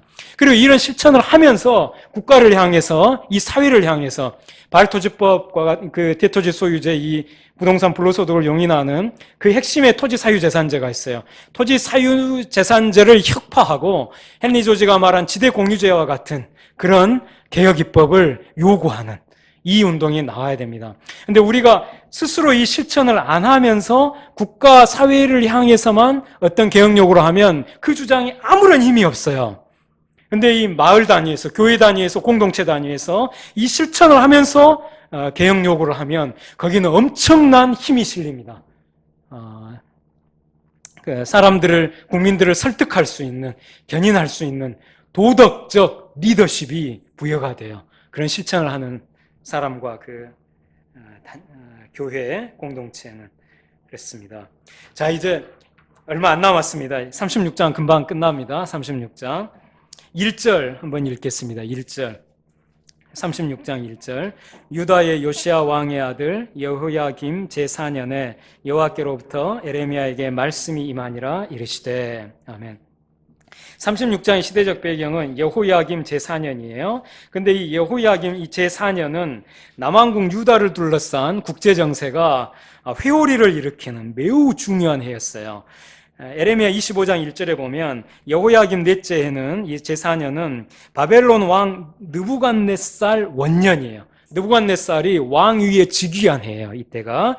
그리고 이 느부갓네살은 왕 위에 오르자마자 유프라테스 강가에 있던 갈그미스라는 지역에서 애굽의 바로 느고의 군대와 일대 결전을 치러서 승리를 합니다. 그래서 이제 에레미야 46장 2절에 이런 구절이 있어요. 애굽에 관한 것이라 곧 유다의 요시야 왕의 아들 여호야김 넷째, 여호야김 제4년이죠. 이때 유브라데 강가 갈그미스에서 바벨론의 느부갓네살 왕에게 패한 애굽의 왕 바로 느고의 군대에 대한 말씀이라 이렇게 되어 있거든요. 그러니까 이 해가 너무나 중요한 해였던 거예요. 국제정세가 애굽의 패권에서 바벨론의 패권으로 좀 넘어가는 이제 그런 이 느부갓네살은 갈그미스에서 애국 군대를 격퇴하고 남하에서 예루살렘을 그 해에 공격합니다. 그게 다니엘서 1장 1절에 나와요. 여호야김이 다스린 지 3년이 되는 해라고 표현이 되는데 이 다스린 지 3년이 되는 해라는 뜻은 3년 후라는 뜻이에요. 그 히브리어가 3년 후. 3년 후, 그리고 이건 제4년을 가리키는 단어예요. 3년 후는 제4년 똑같습니다. 여호야김은 주전 608년에 왕위로 즉위했기 때문에 그로부터 3년 후인 여호야김 제4년은 바로 주전 605년이에요. 605년. 605년, 주전 605년에 유브라데 강가 갈그메스에서 바벨론의 느부갓네살 왕이 애굽의 왕 바로 느고의 군대를 격파한 후에 유다의 예루살렘을 포위해서 그리고 항복을 받아내고 그때에 다니엘을 비롯한 유다인 포로들을 최초로 바벨론에 끌고 갑니다. 그게 1차 바벨론 포로예요. 1차 바벨론 포로.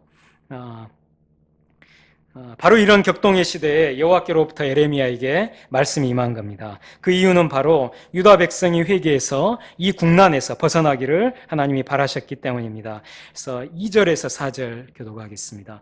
너는 두루마리 책을 가져다가 내가 네게 말하던 날 곧 요시아의 날부터 오늘까지 이스라엘과 유다와 모든 나라에 대하여 내가 네게 일러준 모든 말을 거기에 기록하라. 유다군이 내가 그들에게 내리려 한 모든 하나를 각자 그에서 돌이키니 그리하면 내가 그 악과 죄를 용서하리라 하시니라. 이에 에레미야가 네리야의 아들 바룩을 부르매 바룩이 에레미야가 불러주는 대로 여호와께서 그에게 이르신 모든 말씀을 두루마리 책에 기록하니라. 하나님이 에레미야에게 일러주신 모든 말씀을 두루마리 책에 기록하라고 하나님은 명하셨습니다. 근데 그 기록된 말씀을 유다 백성이 듣고 회개하기를 하나님은 바라신 거예요. 그 3절에 보면 유다 가문이 내가 그들에게 내리려 한 모든 재난을 듣고 각기 악한 길에서 돌이키리니 그래야면 내가 그 악과 죄를 용서하리라. 하나님은 심판하고 싶지 않으셨던 거예요. 그 죄를 용서하고 싶으셨던 거예요. 그래서 용서하기 위해서 백성이 회개해야 되거든요. 그래서 회개하기 위해서는 하나님의 말씀을 들어야 되거든요. 그래서 두루마리 책에 기록해서 백성들에게 선포하라고 이렇게 말씀한 겁니다. 이게 하나님의 마음이에요. 유다 백성이 그 기록된 말씀을 듣고 회개하면 하나님은 용서하려고 하셨어요. 그러나 유다 백성은 회개하지 않았습니다. 9절에서 10절 교독하겠습니다. 유다의 요시야 왕의 아들 여호야김의 제5년 9월에 예루살렘 모든 백성과 유다 성읍들에서 예루살렘에 이른 모든 백성이 여호와 앞에서 금식을 선포한지라. 여호와의 성전은 이르고 여호와의 성전에 있는 세 문턱이 옆에 있는 사바나의 아들 스가랴가 그말에 달려 있어서 그 책에 기록된 예레미야의 말을 모든 백성에게 알리고. 아멘. 그래서 여호야김 4년에 하나님이 명하셨고 이제 그 이듬해 여호야김 제5년 9월에 예루살렘에 모인 모든 백성이 여호와 앞에서 금식을 선포했어요. 그 금식은 한 해 전에 바벨론 군대에게 항복하고 유다인 포로들이 바벨론에 끌려가는 참사를 겪었기 때문일 거예요. 바로 그 금식하는 백성들 앞에서 바룩이 에레미야를 대신해서 성전에 들어가 두루마리 책에 기록된 하나님의 말씀을 낭독했습니다. 그러나 유다 백성은 그 말씀을 듣고도 회개하지 않았습니다. 그들의 금식은 마음에서 우러나오는 진정한 회개의 표현이 아니라 겉으로 보여주는 외형적인 행위였을 뿐인 거예요. 우리도 이런 우를 범할 수 있습니다. 우리는 외형적으로 보이는 그 회개가 그 형식, 그게 중요한 게 아니라 정말 마음에서 우러나오는 회개를 우리는 할 수 있어야 됩니다. 자, 22절에서 26절, 22절에서 26절 교독하겠습니다. 그때는 아홉째 달이라. 왕이 겨울궁전에 앉았고 그 앞에는 불피운 화로가 있더라. 여호와가 성경을 낭독하면 왕이 별로 그것을 변하여 배워 바로 불에 던져서 두루마리를 모두 태웠더라. 왕과 그의 신하들이 이 모든 말을 듣고도 두려워하거나 자기들의 옷을 찢지 아니하였고 엘라나와 렐라야와 마리아와 그의 두루마리를 불사르지 말도록 하려도 왕이 듣지 아니하였으며 왕이 왕의 아들 여라무엘과 아스리엘의 아들 스라야와 압디엘의 아들 셀레미야에게 명령하여 서기관 바룩과 선지자 에레미야를 잡으라 하였으나 여호와께서 그들을 숨기셨더라. 유다의 왕인 여호야김과 그 신하들은 그 기록된 말씀을 듣고도 회개하지 않았습니다. 여호야김은 회개하기는커녕 그 두루마리 책을 불살라 버렸습니다. 그리고 에레미야를 잡으라고 명령했는데 그 잡으라고 한 목적은 에레미야를 죽이기 위해서 했을 거예요. 왜냐하면 여호야김은 우리야라는 선지자가 에레미야의 모든 말과 같이 경고하여 예언하자 그가 도피한 애굽에서 연행하기까지 해가지고 자기 앞에 데려와 죽였기 때문입니다. 그리고 그때 에레미야도 유다 백성에게 죽을 뻔했어요. 이게 에레미야 26장에 나오거든요. 에레미야가 어떻게 선지자 우리야를 죽였는지, 그리고 에레미야를 죽이려 했는지 그게 나옵니다. 그래서 하나님은 하나님의 말씀을 듣고도 회개하지 않는 여호야김과 유다 백성에게 하나님의 심판을 다시 선언하셨어요. 30절에서 31절 교독하겠습니다. 그러므로 여호와께서 유다의 왕 여호야김에 대하여 이와 같이 말씀하시니라. 그에게 다윗의 왕위에 앉을 자가 없게 될 것이요 그의 시체는 버림을 당하여 낮에는 더위 밤에는 추위를 당하리라.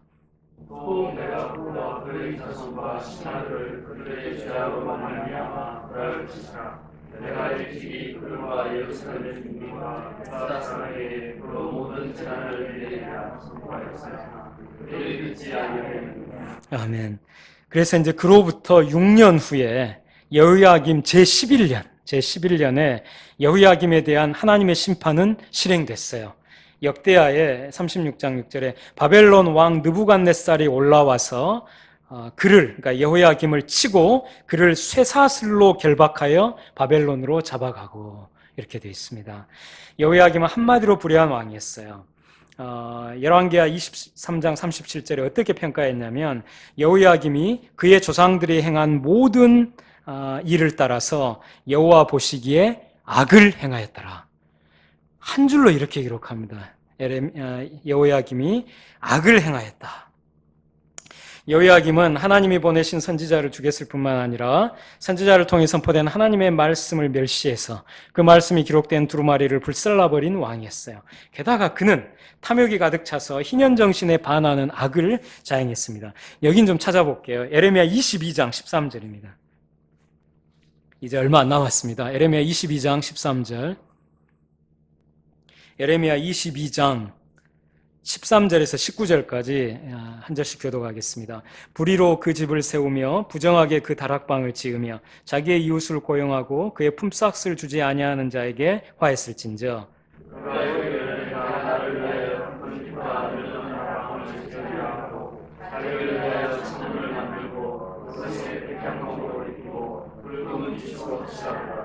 네가 백향목을 많이 사용하여 왕이 될 수 있겠느냐?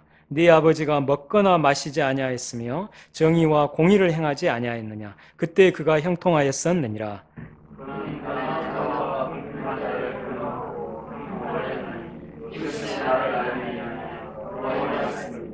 그러나 내 두 눈과 마음은 탐욕과 무죄한 피를 흘림과 압박과 포악을 행하려 할 뿐이니라. 그러므로 여호와께서 유다의 왕 요시아의 아들 여호야김에게 대하여 이와 같이 말씀하시니라. 우리가 그를 위하여 슬프다 내 형제여 슬프다 내 자매여 하며 통곡하지 아니할 것이며 그를 위하여 슬프다 주여 슬프다 우리 영광이여 하며 통곡하지도 아니할 것이라. 그가 끌려 예루살렘 문 밖에 던져지고 나귀같이 매장함을 당하리라. 아멘. 여기 13절에 보면 그는 자기 자신을 위해 여호야김은 큰 집과 넓은 다락방을 지으면서 일하는 사람들에게 품꾼들에게 품삯을 주지 않았어요. 이제 자기 궁궐을 지으면서 강제 노역을 시키면서 임금을 주지 않은 겁니다. 그는 단지 품삯을 주지 않았을 뿐만 아니라 17절에 보면 탐욕에 가득 차서 무죄한 피를 흘리며 압박과 포악을 행하려 할 뿐이었어요. 근데 여기 등장하는 탐욕, 17절에 등장하는 그 탐욕, 무죄한 피, 압박과 포악이라는 이 단어들은 미가서하고 이사야서에서 남왕국 유다의 권력자들이 가난한 사람들의 집과 땅을 빼앗아 독차지하고 그들을 종으로 끌고 가던 상황을 연상시켜요. 물론 시대적 배경은 약 한 150년 전 상황이긴 하지만 미가와 이사야 이렇게 말합니다. 미가 2장 1, 2절에 그들이 침상에서 죄를 꾀하며 악을 꾸미고 날이 밝으면 그 손에 힘이 있으므로 그것을 행하는 자는 화했을진저 밭들을 탐하여 빼앗고 탐하여라는 표현이 나오죠.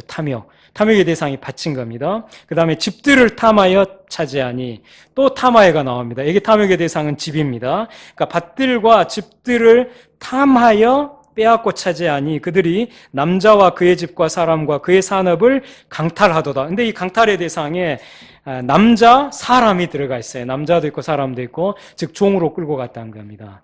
그러니까 남유다의 권력자들이 가난한 사람들의 밭들과 집들을 탐하여 빼앗고 심지어는 그 가난한 사람들을 종으로 끌고 가기까지 했다는 것이죠. 그래서 이사야 1장 15절 동시대인데요. 미가와 동시대입니다. 너희가 손을 펼 때 내가 내 손을 너희에게서 가리고 너희가 많이 기도할지라도 내가 듣지 아니하리니 이는 너희의 손에 피가 가득함이라. 너희 손에 피가 가득하다. 그럼 그 피가 뭐냐? 1장 21절에 신실하던 성읍이 어찌하여 창기가 되었는고 정의가 거기에 충만하였고 공의가 그 가운데 거하였더니 이제는 살인자들 뿐이로구나. 살인. 바로 그 살인, 그 피 흘림은 바로 이사야 5장 7, 8절의 그 배경입니다. 가옥에 가옥을 이으며 전토에 전토를 더하여 빈틈이 없도록 하고 이 땅 가운데서 홀로 거주하려 하는 자들은 화했을진저. 즉 가난한 사람들을 에게서 땅과 집을 다 빼앗고 종으로 끌고 가고 저항하는 사람들은 죽이고 이렇게 하면서 피를 흘렸다는 것이죠. 곧 여호야김 왕도 지금 이제 150년 전에 이사야 미가가 선포한 이 히브리어의 이 단어 사용 용례를 볼 때 탐욕에 가득 차서 품꾼에게 품삯을 주지 않았을 뿐만 아니라 가난한 사람들의 집과 땅을 빼앗고 그들을 종으로 끌고 가기 위해서 무죄한 피를 흘리고 압박과 포악을 행한 그런 왕이었다는 것이죠. 왕이 이러하다면 그 왕을 따라 귀족들도 이러했을 거예요. 그래서 여호야김 왕의 이런 불의는 당대 유다 사회의 불의를 대표하는 것이라고 할 수 있습니다. 여호야김 당대 유다 사회는 힘 있는 자들이 탐욕에 가득 차서 일한 품꾼에게 품삯도 안 주고 가난한 사람들의 집과 땅을 빼앗고 힘없는 사람들을 종으로 끌고 가기 위해서 무죄한 피를 흘리고 압박과 포악을 행하는 불의한 사회였던 겁니다. 여호야김은 한마디로 반희년적인 악행을 일삼는 불의한 왕이었고 그가 통치하던 시대의 유다 역시 반희년적인 악한 사회였습니다. 이제 32장부터 36장까지를 요약하고 정리하겠습니다.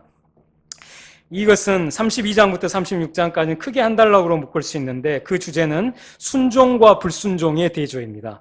32장부터 34장까지는 유다의 마지막 왕 시드기야가 다스리던 때 이야기고 35장부터 36장까지는 시드기야의 전전 왕인 여호야김이 다스리던 때 이야기예요. 그런데 32장과 33장의 사건은 하나님께 순종한 에레미야의 토지 무르기이고 34장의 사건은 하나님께 불순종한 권력자들의 히브리 노비 해방 철회 사건입니다.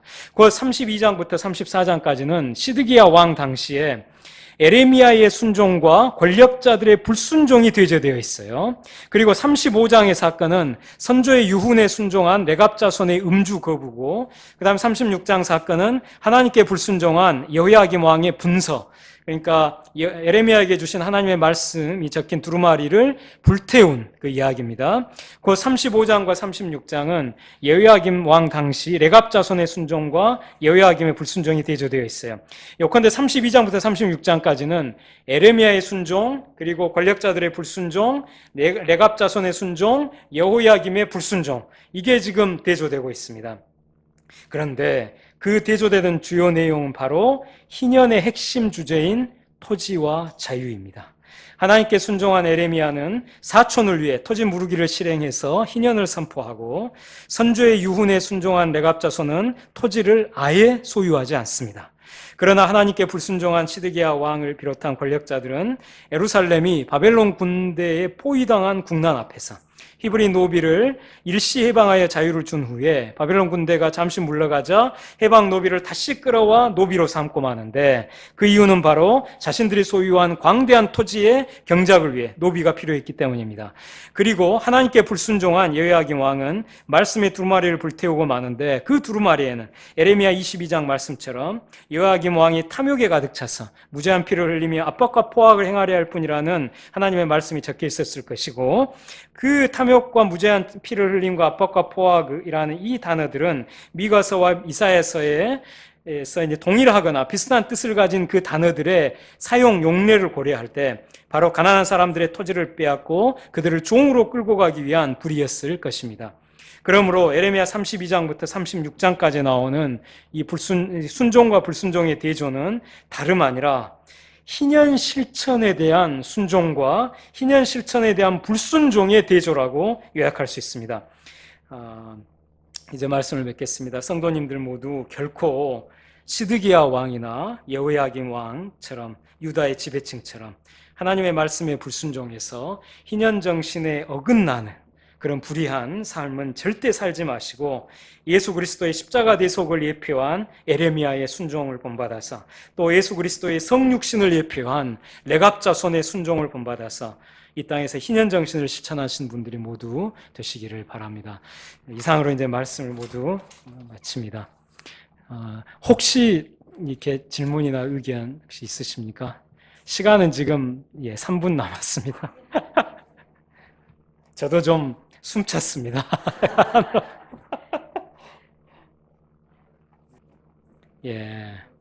없으시면 제가 잠깐 기도하고 마치겠습니다. 하나님 아버지, 감사합니다. 오늘 너무나 귀한 섬기는 교회 또 주양교회 성도님들 앞에서 희년 말씀을 증언했습니다. 하나님 아버지, 우리 시대에 참으로 하나님의 마음을 품은 희년의 사람들이 정말 필요합니다.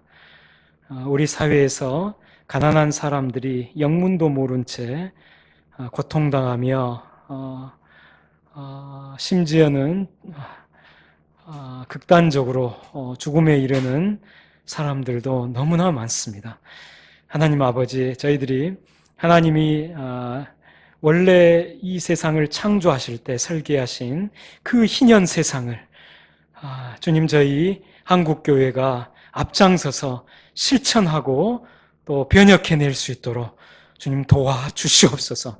지금 가난한 사람들이 살래야 살 수 없는 너무나 고통스러운 현실입니다.